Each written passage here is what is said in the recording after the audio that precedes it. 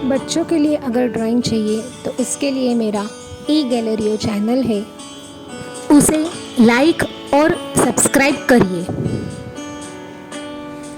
आज हम बनाने जा रहे हैं लड्डू गोपाल का स्वेटर। उसके लिए हमेशा की तरह हमें हमारी बेसिक चेन स्टिच बनानी है। वो बनाने के लिए हम हमारे चेन स्टिच के टोटल 20 लूप लेंगे।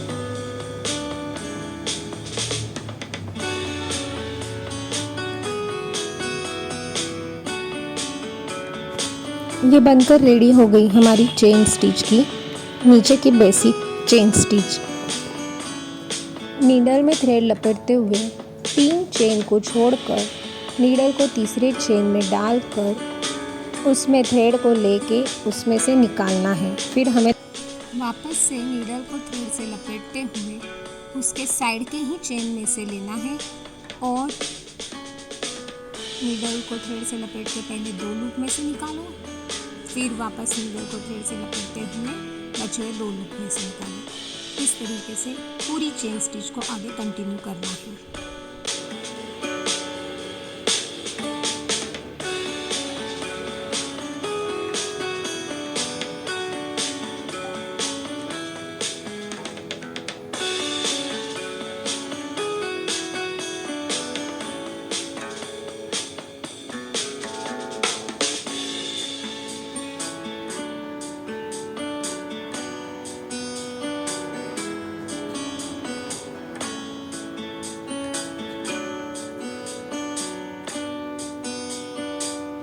इसमें हमने डबल क्रोशा स्टिच यूज़ की है।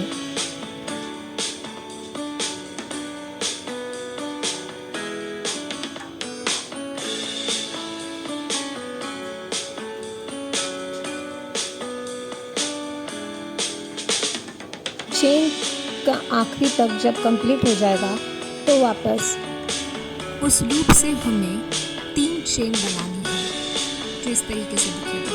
फिर हमें वापस साइड के ही चेन में से हमारी इसी डबल क्रोशा स्टिच को कंटिन्यू करना है। यह स्टिच कैसी बनी है, यह अगर आपको समझ नहीं आ रही होगी तो आप वीडियो को स्लो करके देख सकते हैं और इसकी डिटेल मेरे चैनल पर भी दी गई है।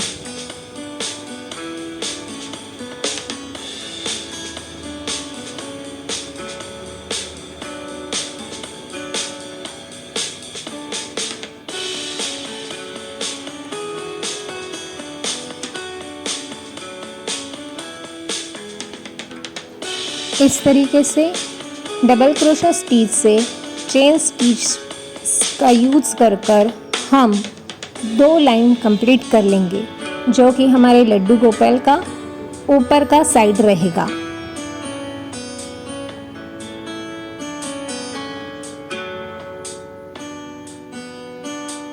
अब वापस थ्रेड को घुमाते हुए हम उस लूप में से 3 चेन स्टिच की स्टिच बनाएंगे।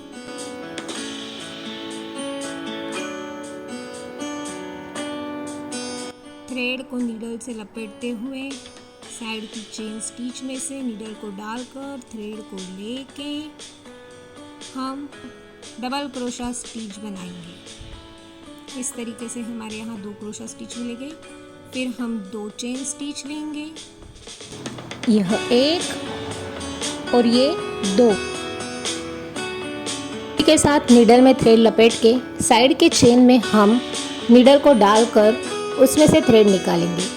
फिर पहले 2 लूप में से थ्रेड को निकालेंगे और फिर बचे हुए 2 लूप में से वापस थ्रेड को निकालेंगे। इस तरीके से हमें एक डबल क्रोशा स्टिच वापस मिलेगी। वापस उसी चेन में से हमें यह डबल क्रोशा स्टिच बनाना है।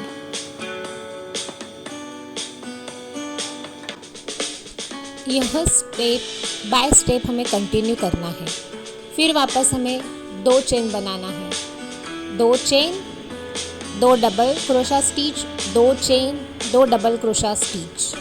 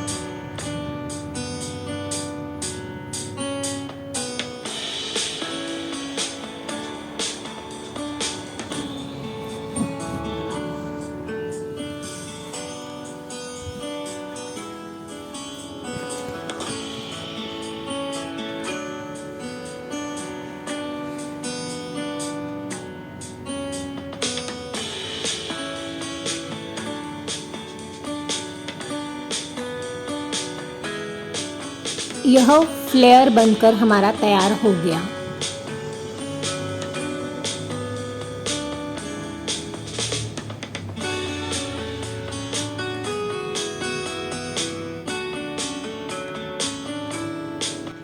वाइट कलर की डिज़ाइन बनाने के लिए हम ऑरेंज कलर के आखिरी लूप में वाइट कलर के थ्रेड को अटैच करेंगे।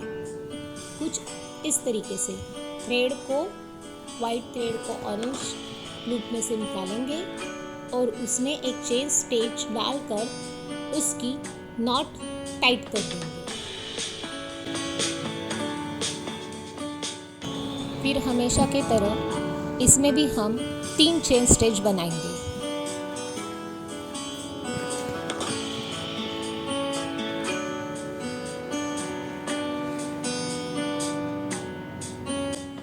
नीडल में थ्रेड लपेटते हुए उस नीडल को फिर हम साइड चेन स्टिच में डालेंगे।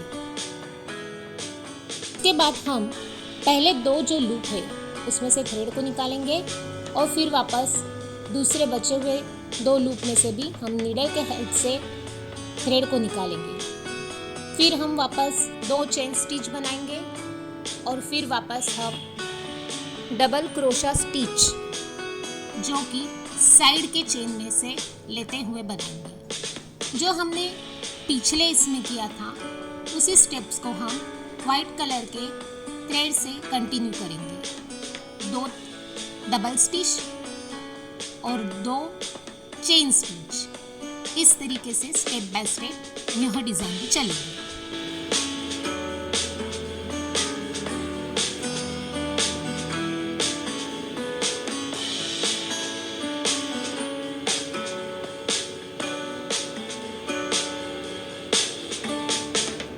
ऑरेंज कलर को कंटिन्यू करने के लिए वाइट कलर के आखिरी लूप में से हम ऑरेंज कलर का थ्रेड लेंगे और उसे चेन स्टिच से हम उस कलर को अच्छे से टाइट करेंगे और एक लूप बना लेंगे।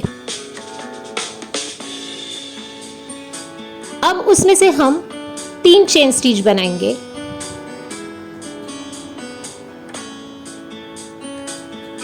फिर हम वापस उसी के साइड के चेन में से डबल क्रोशा स्टिच बनाएंगे। यहाँ हमें कोई भी चेन स्टिच को स्किप नहीं करना है। हर एक चेन स्टिच और एक डबल क्रोशा स्टिच। इस तरीके से यह पूरा फ्लेयर कंटिन्यू होगा।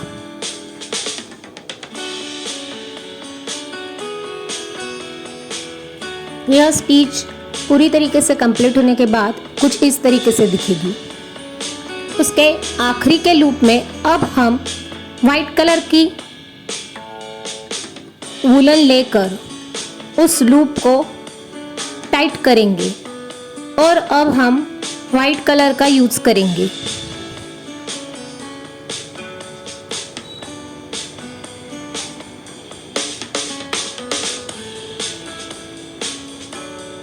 वंस अगेन हम 3 चेन स्टिच लेंगे और हर एक चेन स्टिच के ऊपर एक डबल क्रोशा स्टिच लेंगे।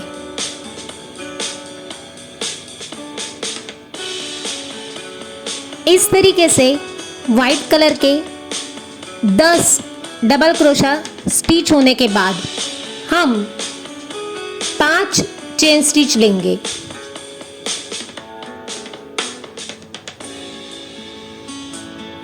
और फिर आखिरी का जो चेन स्टिच का लूप है उस लूप को पहले वाले जो चेन स्टिच है उसमें से निकालेंगे और यह एक छोटा सा शानदार डिज़ाइन बनाएंगे।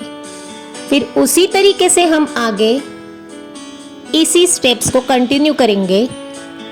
10 double crochet stitch, 5 chain stitch के साथ एक छोटा सा लूप, फिर वापस डबल क्रोशा स्टिच, फिर वापस एक छोटा सा डिज़ाइन और यहाँ बनकर रेडी हो गया हमारा ड्रेस। स्वेटर को टाई करने के लिए हम ऑरेंज और वाइट कलर की वुलन लेंगे और दोनों को एक साथ हम चेन स्टिच बनाते हुए जाएंगे, जिससे हम उसे अच्छी तरीके से ड्रेस को टाई कर पाएंगे। मैंने कम से कम इस तरीके के 1000 स्वेटर्स बना के सेल आउट किए हैं। इंटरेस्टिंग आइडिया के लिए चैनल पर बने रहें और चैनल को लाइक और सब्सक्राइब करें, साथ ही में उसे शेयर भी करें।